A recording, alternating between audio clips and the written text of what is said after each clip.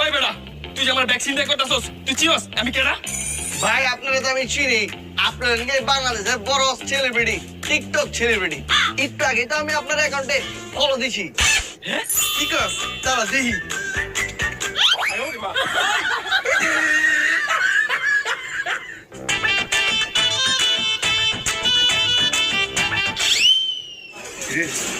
মালটার দেখছিস তুই আই খাবার দিয়ে ঠেক দিমু তুই ব্যাগ লই লবি দেখি নি আরে পারমু না কে পারমু চল।